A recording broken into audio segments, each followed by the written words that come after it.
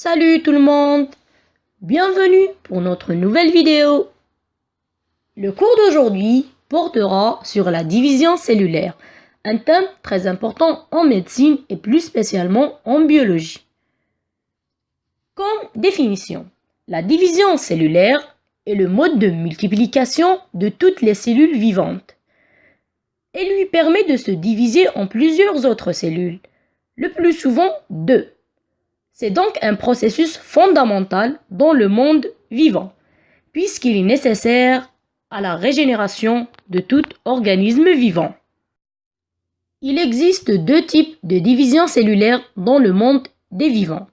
Premièrement, la mitose, qui assure la naissance de cellules identiques à la cellule mère lors de la multiplication asexuée. Elle aboutit à une cellule somatique, 2N. C'est le nombre chromosomique. Deuxièmement, la méose, qui aboutit à la production de cellules sexuelles, aussi appelées les gamètes, pour la reproduction, donc c'est la gamétogénèse. Comme vous le saviez déjà, il existe deux types de cellules dans l'organisme humain. Les cellules somatiques, c'est les cellules du corps, et les cellules de la reproduction, aussi appelées les gamètes, c'est l'ovule et le spermatozoïde chez l'homme. Donc, on va commencer premièrement par la division des cellules somatiques, le cycle cellulaire et la mitose. Le cycle cellulaire somatique comporte deux phases. Premièrement, l'interphase. Deuxièmement, la mitose. L'interphase, elle est divisée en elle-même en trois phases, essentiellement G1, S et G2. La mitose, quant à elle, est divisée en 6 phases. Premièrement, l'interphase. L'interphase est la période du cycle cellulaire qui est caractérisée par un accroissement du volume cellulaire. Donc, premièrement, on aura une augmentation de taille de la cellule. Pourquoi cette augmentation? Car la cellule transcrit ses gènes et ses chromosomes seront dupliqués. Elle est essentiellement composée de trois étapes essentielles. Premièrement, la G1. G1, G pour growth, donc la croissance en français. Donc, il y aura une croissance cellulaire. La S, c'est DNA synthesis, c'est la synthèse de l'ADN. La G2, toujours le G pour growth, qui est la croissance, growth and preparation for mitosis. C'est la croissance et la préparation pour la mitose. La M, c'est la mitose. À la fin de l'interphase, la cellule est prête pour entamer sa mitose. Cette mitose qui est composée essentiellement de 6 phases. Premièrement, la prophase. Deuxièmement, la prométaphase. Troisièmement, la métaphase. Quatrièmement, l'anaphase. Cinquièmement, la télophase. Et finalement, sixièmement, la cytosénèse. C'est l'obtention de deux cellules filles identiques et identiques entre elles-mêmes et aussi identiques à la cellule mère. La première phase de la mitose est la prophase. On aura trois principaux événements au niveau cellulaire. Premièrement, la condensation des chromosomes, leur dédoublement. Chaque chromosome sera formé de 2 chromatides. Deuxièmement, l'enveloppe nucléaire est toujours en place. Puis, vers la fin de cette phase, va débuter à se fragmenter de plus en plus. Aussi, on aura le début de l'organisation des microtubules, donc la mise à action du cytosquelette, comme le démontre le schéma à gauche, qui est très représentatif avec le nucléole qui sera centré, donc prêt à se dédoubler lui-même, le cytosol augmenté de taille, l'enveloppe nucléaire avec plusieurs fragments, aussi l'apparition du centromère et les chromosomes qui sont en double. La deuxième phase est la prométaphase. Comme son nom l'indique, c'est la préparation à la métaphase. on aura aussi 3 principaux événements cellulaires. Premièrement, la fragmentation de l'enveloppe nucléaire, qui est nécessaire pour la mise à nu du matériel génétique. Deuxièmement, la différenciation des kinetotomères. On a à gauche une figure représentative des kinetotomères. Voilà, au centre du chromosome. Donc, on aura le centromère et des microtubules qui sont kinétochoriens, qui vont aider à la migration au niveau des pôles.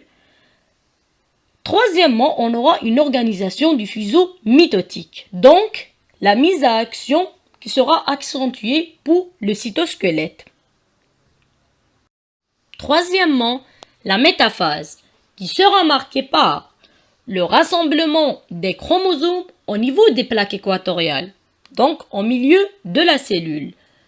Deuxièmement, ces chromosomes-là, pour chaque chromosome qui est formé de 2 chromatides, chaque chromatide est muni d'un kinétochore pour faciliter sa migration au niveau des pôles. On aura aussi l'orientation bipolaire de ces chromosomes. En fin de cette métaphase ou juste avant l'anaphase. Tout ceci bien démontré dans le schéma à gauche, représenté par une cellule déjà allongée, avec 2 pôles, avec une plaque équatoriale au milieu et les microtubules du cytosquelette qui sont en vert. On a aussi des vésicules de l'enveloppe nucléaire dues à la fragmentation de cette enveloppe-là et des microtubules polaires et astraux. La 4e phase est l'anaphase. C'est la séparation des chromosomes en 2 groupes. Chaque chromosome qu'on a déjà dit qu'il était formé de 2 chromatides, on aura une migration d'une chromatide de ce chromosome-là au niveau du pôle supérieur et l'autre chromatide migrera au niveau du pôle inférieur. Et aussi on aura le raccourcissement des microtubules et des kinétochores. La séparation des chromatides sœurs et l'allongement du fuseau et de la cellule. Cinquièmement, la télophase, qui est la phase qui signe le début de la fin de la mitose. On aura un arrêt de la migration des chromosomes. Un regroupement de ces mêmes chromosomes-là en éventail au niveau polaire, réalisant des masses compactes. Ceci signera le début de la reconstitution de nouveaux noyaux, avec une amorce de processus de cytodiarèse.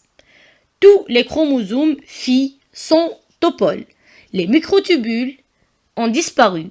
L'enveloppe nucléaire va se reconstituer petit à petit. Et finalement, la cytosénèse. C'est la dernière phase du cycle cellulaire. Le cytoplasme va se diviser et la membrane cellulaire va se pincer entre les 2 noyaux, formant ainsi 2 nouvelles cellules filles identiques entre elles-mêmes et identiques à leurs cellules mères. Donc, comme conclusion, la mitose est une reproduction conforme des cellules. À la fin de la mitose, on obtient 2 cellules à 2 N chromosomes chacune, les chromosomes étant le support de l'information génétique. On dit alors qu'il y a une conservation de l'information génétique durant cette mitose. Puis vient la métaphase qui est marquée par l'apparition de la plaque équatoriale au niveau du milieu de la cellule avec les 2 nucléoles au niveau du pôle cellulaire et le rôle du cytosquelette qui est marqué à cette phase-là et la phase qui s'ensuit. La phase qui s'ensuit est aussi appelée l'anaphase, donc début de la migration du matériel génétique, donc c'est les chromosomes au niveau des 2 pôles, grâce toujours au cytosquelette et aux microtubules. Vers la fin, on aura une cytosénèse. La cytosénèse, donc c'est l'étranglement au niveau du milieu entre les 2 noyaux.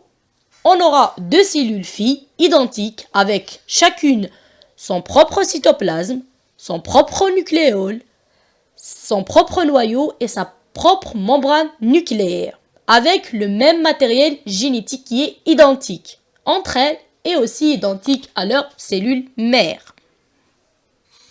Cette figure animée représente les différentes étapes de la mitose, et aussi le début du cycle cellulaire qui est l'interphase, et le rôle du cytosquelette qui est bien animé et bien coloré en vert. Le deuxième mode de division cellulaire est la méiose. C'est un mode de division spécifique des cellules germinales. Son but est double. Premièrement, la réduction du nombre de chromosomes. Donc, on aura des chromosomes qui vont passer de 2 N chromosomes, donc des chromosomes doubles, à N chromosomes qui sont des chromosomes simples. Deuxièmement, on aura la redistribution des caractères génétiques avec répartition des chromosomes. Cette méiose s'effectue au niveau des gonades, l'ovaire chez la femme et le testicule chez l'homme. La méiose comporte 2 divisions successives. La première, appelée la méiose 1, c'est une division réductionnelle ou hétérotopique. La deuxième méiose est une division équationnelle ou homotypique. Cette figure-là représente les 2 stades de la méiose, aussi appelée la gamétogénèse. Avant que n'importe quelle cellule rentre dans le cadre d'une division cellulaire, elle passe par une interphase qui est une préparation pour cette division-là. On aura la croissance cellulaire avec un dédoublement du matériel génétique. Puis, elle va subir la première méiose, qui est réductionnelle, et la deuxième méiose qui est équationnelle. On va passer de 2 N chromosomes à N chromosomes. On va passer d'une cellule diploïde à 4 cellules haploïdes. Ceci s'explique de façon très simple par le suivi des variations du taux d'ADN dans une cellule en pleine méiose dans une durée de temps donnée. La gamétogénèse, comme on a déjà dit, se fait à partir des cellules germinales par un mode de division spécifique, appelé la méiose. Au début, ces cellules germinales-là possèdent 2 N chromosomes, notés culons. Puis, cette cellule-là entre dans une phase préparatoire qui est l'interphase. On a la G1, la S, où la cellule va dédoubler son matériel génétique pour aboutir à 2 culons sur le diagramme ou qui correspond à 4 N. Puis, on aura une stabilisation. La cellule, après cette stabilisation, va rentrer dans la méiose. On aura une première division. Donc, on va passer de 2 culons à 1 culon qui correspondent à 4 N qui revient vers 2 N. On a ici marqué la fin de la première division de la méiose. Puis, la cellule va aussi subir une autre division. Donc, on va passer de 2 N qui correspondent à un culon sur le diagramme vers le N qui correspond à culon sur 2 sur le diagramme. Ces cellules-là qui possèdent N sont les cellules filles, aussi appelées les gamètes. On aura 4 spermatozoïdes, autrement dit chez l'homme, et 4 ovocytes chez la femme, mais seule une survivra. La méiose 1 ou la division réductionnelle ou hétérotopique, les chromosomes passent de 2N à N. Elle comporte 6 étapes. Premièrement, la prophase, faite elle-même de 5 stades. Premièrement, le stade leptothène, c'est l'apparition des filaments chromatiques.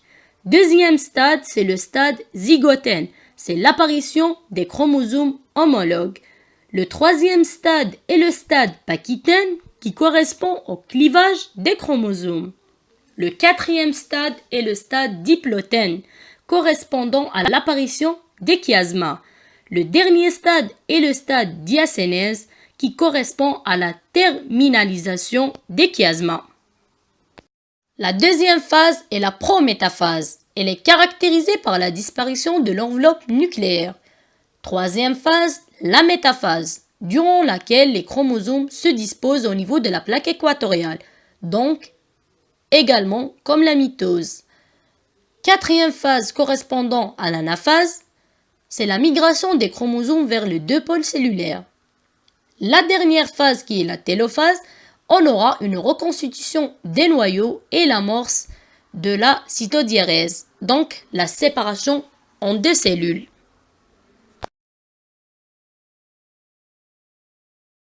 Et finalement, la méiose 2, qui est la division équationnelle ou homotypique. Elle est très courte et elle ressemble à une mitose classique qui va conserver le nombre haploïde de chromosomes. On aura finalement donc la formation des gamètes mâles et femelles. Et finalement, on va réaliser un bilan de cette méiose. On a dit qu'à partir d'une cellule diploïde, notée 2N, qui est une cellule germinale issue d'une mitose normale, ce 2N-là correspond à 6 chromosomes doubles, bien montrés dans la figure suivante. On a 2 bleus, 2 rouges et 2 verts. Après toutes les divisions de la méiose, on va aboutir à 4 cellules haploïdes, notées N, formées de 3 chromosomes simples. Donc la méiose est la division des cellules germinales qui engendrent 4 cellules haploïdes, appelées parfois des gamètes. Salut et à la prochaine vidéo!